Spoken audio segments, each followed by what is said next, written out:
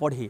72 पुस्तक पढ़ने से अच्छा है एक पुस्तक को 72 बार पढ़े, ये ज़्यादा बेटर है। ये आप सुनिए ध्यान से, कुछ बारीक चीज़ हम आपको बता रहे हैं। 1-2 लाइन में यानी 2-3 लाइन में हम बहुत बारीक चीज़ आपको बता देंगे, आपको भी लगेगा कि नहीं ये मेरे लिए बेनिफिशियल है।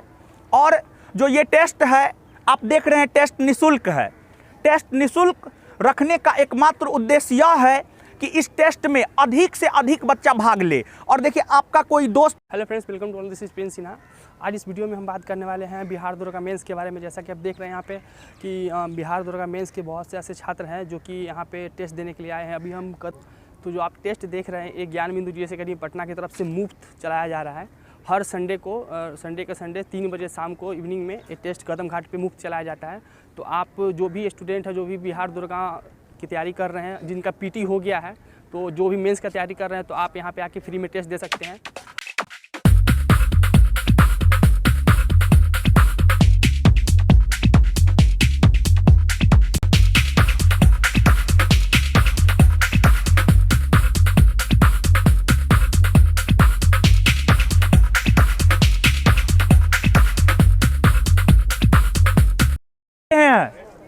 सुनिए ध्यान से, कुछ बारीक चीज़ हम आपको बता रहे हैं। 1-2 लाइन में यानी 2-3 लाइन में हम बहुत बारीक चीज़ आपको बता देंगे, आपको भी लगेगा कि नहीं ये मेरे लिए बेनिफिशियल है। देखिए हम आपको एक बात बता रहे हैं, जो काम सब करता है वो काम आपको करना है, लेकिन जो काम सब नहीं करता है वो काम भी आपको करना है। तभी जाकर के आप अंतिम रूप से चयनित हो पाइएगा, नहीं तो आप अंतिम रूप से चयनित नहीं हो पाइएगा। इंटरनेशनल मोटिवेटर है शिव खेरा। शिव खेरा की एक पुस्तक है जीत आपकी, यू कैन विन, और काफ़ी अच्छी पुस्तक है, मोटिवेशनल पुस्तक है। उसके कवर पेज पर पढ़िएगा तो कवर पेज पर लिखा हुआ है, विजेता कोई अलग काम नहीं करता है बल्कि उसी काम को अलग ढंग से करता है। तो तैयारी 47,900 रिजल्ट दिया गया है, 47,900 लोग तैयारी कर रहा है। लेकिन अगर आप उसमें अलग नहीं कीजिएगा तो आपका 2213 में फाइनल सिलेक्शन नहीं हो पाएगा। तो कुछ अलग करना है। तो अब अलग करना क्या है, समझिएगा अलग करना क्या है। ये बात तो सबको समझ में आता है कि हमको कुछ ना कुछ अलग करना है। अलग करना है तो क्या अलग करना है, आज हम खास तौर पर इतिहास के विषय में 1-2 पॉइंट हम आपको बता रहे हैं और आपको खुद इस बात को लेकर के एनालिसिस करना है, समझ गए। यानी आपसे हम कुछ भी नहीं पूछेंगे, आपको खुद एनालिसिस करना है। देखिए अगर इस बार आप प्रीलिम्स का परीक्षा दिए हैं, आप पास किए हैं, तो लगभग इतिहास में कहा जाए तो प्रश्न न के बराबर पूछा गया, लेकिन फिर भी 10 प्रश्न इतिहास में पूछा गया दोनों सीटिंग में। फर्स्ट सीटिंग में भी 10 क्वेश्चन, सेकेंड सीटिंग में भी 10 क्वेश्चन। अगर आप परीक्षा का क्वेश्चन देखेंगे 1717 पोस्ट से लेकर अभी तक इतिहास का क्वेश्चन देखेंगे तो हमको लगता है अधिकतर छात्र अप्रॉक्स में 70 से 80% क्वेश्चन इतिहास का बना करके आते होंगे। लेकिन 2 सेक्शन से आपका क्वेश्चन छूटता होगा और वो 2 सेक्शन है, काफ़ी महत्वपूर्ण सेक्शन है, वहाँ से प्रश्न आया है, आगे भी प्रश्न आएगा। और वो 2 सेक्शन क्या है, तो एक है आपको साहित्य मतलब पुस्तक, साहित्य मतलब पुस्तक, सीधा सीधा अगर समझिए तो पुस्तक। जैसे कि आपको प्राचीन कालीन साहित्य है, मध्यकालीन साहित्य है, आधुनिक कालीन साहित्य। प्राचीन कालीन साहित्य में आप लोग अर्थशास्त्र की चर्चा कर लेते हैं, फिर आपको इंडिका की चर्चा करते हैं, फिर मध्यकालीन साहित्य में जो है आप दिल्ली सल्तनत कालीन साहित्य, मुगल कालीन साहित्य की चर्चा करते हैं, फिर आधुनिक कालीन साहित्य, फिर विश्व साहित्य। आप देख लीजिए 1717 से लेकर आज तक बिहार दरोगा का जो भी परीक्षा हुआ है, हर परीक्षा में साहित्य से क्वेश्चन पूछा गया है। और साहित्य में भी आपका सही हो गया हो, लेकिन मैक्सिमम केस में साहित्य से क्वेश्चन आप गलत करके आते हैं।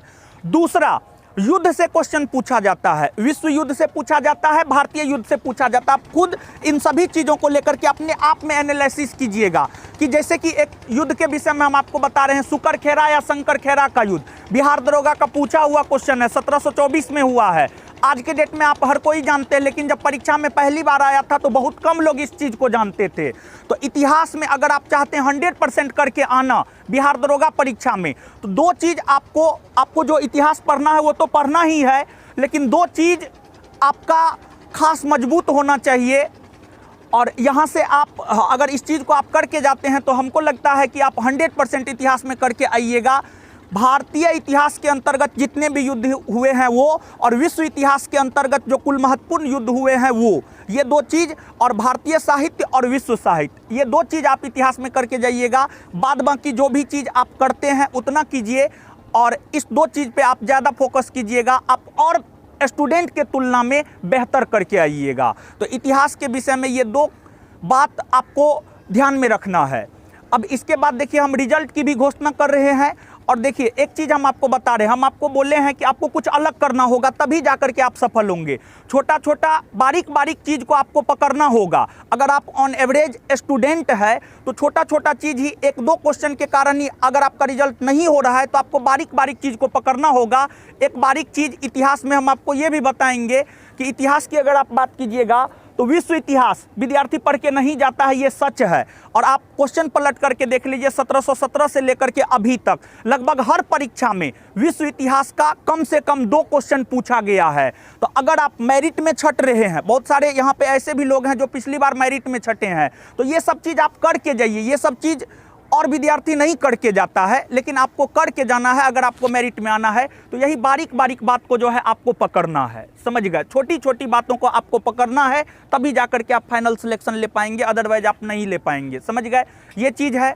और जो ये टेस्ट है आप देख रहे हैं, टेस्ट निःशुल्क है। टेस्ट निःशुल्क रखने का एकमात्र उद्देश्य यह है कि इस टेस्ट में अधिक से अधिक बच्चा भाग ले। और देखिए आपका कोई दोस्त है, कोई भाई है, कोई मित्र है, आपके लॉज में कोई रहता है और बिहार दरोगा मुख्य परीक्षा देने जा रहा है, उसको आप ज़बरदस्ती इस टेस्ट में ले करके आइए, ताकि अधिक से अधिक बच्चा अगर शामिल होगा तो आप अपना सिचुएशन अधिक से अधिक बच्चा में देख सकेंगे कि अधिक से अधिक बच्चा में मेरा सिचुएशन क्या है, वास्तविक स्थिति क्या है, समझ गए? और वही बच्चा तो आपको परीक्षा में भी टक्कर देगा। तो उनसे यहीं पर आप फरियाद लीजिए, ताकि परीक्षा में जो है आपको ज़्यादा ये हो सके। हम क्या बोल रहे हैं, समझ रहे हैं? क्या बोल रहे हैं, समझ रहे हैं या नहीं समझ रहे हैं?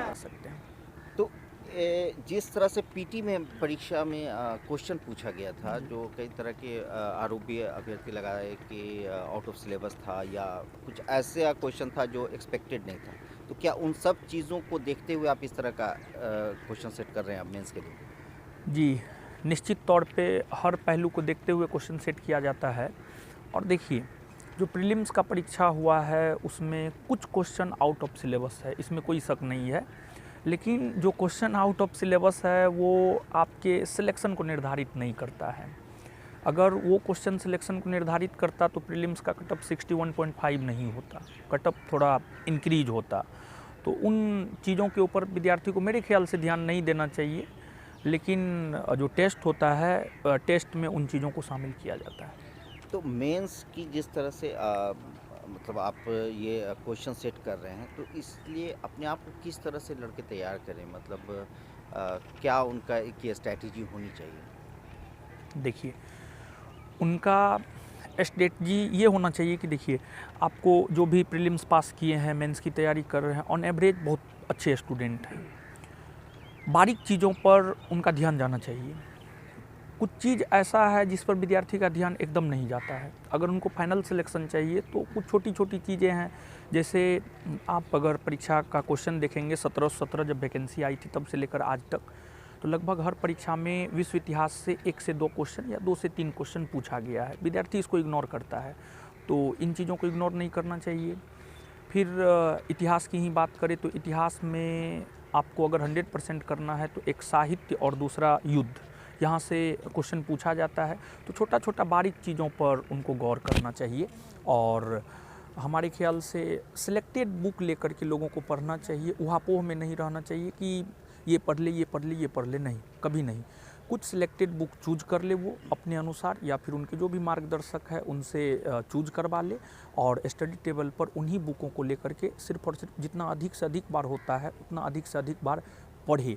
72 पुस्तक पढ़ने से अच्छा है एक पुस्तक को 72 बार पढ़े, ये ज़्यादा बेटर है। ये आपने बहुत बड़ी बात बोली। और एक चीज़ जो बहुत ज़्यादा होता है मार्केट में, एटम बम, कैप्सूल, इंजेक्शन, इस तरह के बहुत सारी बुक मिलती हैं जो आपको 10 दिन में एकदम तैयार कर देंगी, ऐसा दावा करते हैं। इन सारी चीज़ों पर आपका क्या कहना है? इनसे विद्यार्थियों को बचना चाहिए।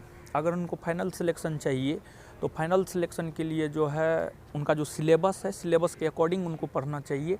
एटम बम से कोई विद्यार्थी फाइनल सिलेक्शन नहीं ले सकता है। वो बस एक प्रकार से कहिए मार्केटिंग लोग करता है, उससे विद्यार्थियों को कोई फायदा नहीं होता। उन चीज़ों से विद्यार्थियों को बचना चाहिए। और एक अंत में एक क्वेश्चन पूछेंगे कि मेंस की तैयारी कर रहे हैं अभ्यर्थी, जितना समय पीटी और मेंस के बीच में है, हो सकता है कि संभावना यही है कि जब मेंस का रिजल्ट आए तो उसके और फिजिकल के बीच में भी उतना ही गैप रहे। तो वैसे में क्या जो लड़के अभी मेंस की तैयारी कर रहे हैं फिजिकल की तैयारी को भी साथ में रखें? देखिए, इस पर अलग अलग लोगों का अलग अलग राय है, लेकिन मेरा पर्सनल ओपिनियन ये है कि दोनों काम आप एक साथ नहीं कर सकते हैं। अगर आप फिजिकल जाते हैं, आप थक जाते हैं, आप पढ़ाई सही वे में नहीं कर पाते हैं। तो मेरे ख्याल से, मेरा अपना ओपिनियन, हम जिस तरीक़ा से विद्यार्थी को तैयार किए हैं, 2446 में संस्थान के 100+ लोग सिलेक्ट हुए हैं और उनको पढ़ाई से लेकर के फिजिकल तक हम करवाए हैं। तो हम अपने अनुभव के आधार पर हम विद्यार्थी को ये कहेंगे कि फ़िलहाल उनको पूरा फोकस सिर्फ़ और सिर्फ पढ़ाई पे करना चाहिए। 24 अप्रैल को परीक्षा हो जाता है, उसके बाद मिला लेंगे। क्वेश्चन तो लगभग आउट हो ही जाता है, क्वेश्चन ऐसे बोर्ड बाहर नहीं निकलने देता, लेकिन फिर भी क्वेश्चन बाहर आ जाता है। सभी टीचरगण कटअप देते हैं, उन सभी चीज़ों को देख करके अगर उनको लगेगा कि नहीं हम कटअप पार कर रहे हैं, तो मेंस परीक्षा के ठीक अगली सुबह या 1-2 दिन बाद से उनको फिजिकल में लग जाना चाहिए। अभी फिजिकल की तैयारी मेरे ख्याल से, मेरा ये पर्सनल ओपिनियन है, नहीं करना चाहिए। अच्छा।